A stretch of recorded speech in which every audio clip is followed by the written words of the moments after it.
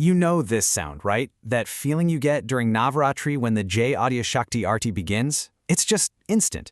The energy, the devotion, 1,000 voices all singing as one. It's a feeling you never forget. But what if I told you that inside those verses you know by heart, there's a whole epic story? A narrative that travels from the creation of the entire cosmos, through huge battles between gods and demons, all the way down to a really personal, intimate plea. This story has been hiding in plain sight, and we're about to uncover it. So first things first, let's get our timeline straight. This isn't some vague, ancient text that's been lost to time. Not at all. We know this prayer is actually an epic poem that was composed more than 420 years ago. Yeah, we actually know who wrote it. A composer named Shivanand Pandya, who was living in Surat back in 1601. So right away, this prayer has a real solid anchor in history. The aarti kicks off in the most epic way possible. It doesn't start with a small, local story. It starts with the biggest story there is, the creation of, well, everything.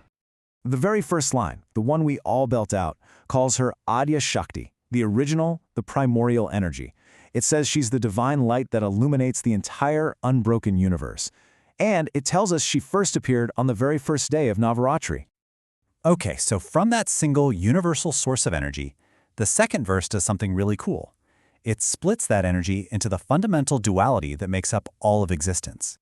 Think of it like this. You've got Purusha, which is pure consciousness, and Prakriti, which is physical nature. The verse says the goddess embodies both. She's Shiva and she's Shakti. It's a union so perfect that all the other gods, from Brahma to Ganpati, are just there singing her praises.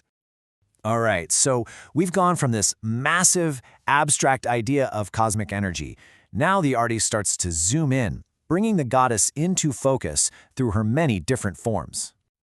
The third verse gets right to it, introducing her three main forms, the ones who preside over the three great realms of existence. And here they are. You've got Mahasaraswati, the goddess of knowledge, Mahalakshmi for prosperity, and Mahakali, the goddess of power. Together, these three forms basically run the show, governing heaven, earth, and the underworld. They've got it all covered. Now, I want to jump ahead a bit to the 9th verse, because this is where it gets really meta. It connects directly to the festival we're celebrating while we sing it. This is incredible, right? The prayer itself basically gives you the schedule for the festival. It's not just a song for Navaratri, it's literally a roadmap to it. It honors the 9 forms of Durga, one for each of the 9 nights. So, we've seen her as the great creator, the source of everything. But that's only half the story. The aarti now shifts gears to celebrate her as this fierce, powerful warrior and the ultimate protector of the cosmos. And boom, the 6th verse brings out her warrior side. It calls her Narayani and celebrates one of her greatest hits, the slaying of the supposedly invincible buffalo demon, Mahishasura. And that victory theme keeps rolling right into the 10th verse, which connects the goddess to probably the most famous story ever of good triumphing over evil.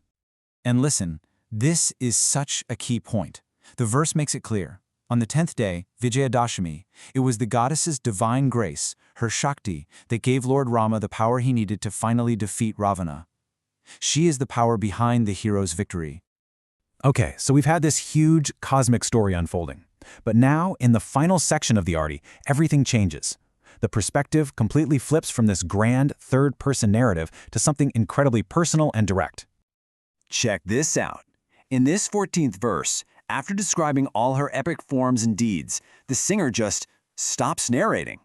They stop describing her and start talking directly to her, making a heartfelt request. And what do they ask for? It's not for wealth or power or anything like that. The prayer asks for inner virtues, bhav bhakti, which is true heartfelt devotion, and chaturai, which means wisdom and knowing how to act skillfully in the world. And that feeling of humility gets even deeper in the 16th verse. After praising all her thousands of forms, the devotee makes a simple request. Kshama karo, forgive us. Forgive us for any mistakes we made in our worship, and please show us your compassion. And then we come to the very end. This is the composer Shivanand Swami stepping in himself to speak directly to us, the listeners, and he makes a powerful promise to every single person who sings this prayer. You know, this kind of final verse actually has a name. It's called a flashshruti. It literally translates to the fruit of hearing, and it's like a traditional seal at the end of a sacred text that spells out the benefits you'll get for reciting it. So what is that fruit? What's Shivanand Swami's promise? Well, he lays it all out.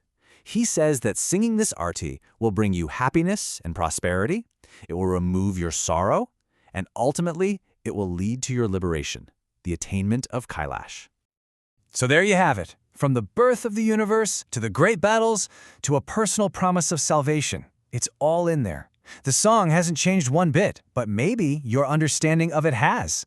The next time you're standing in that crowd and the music starts to play, how will you listen?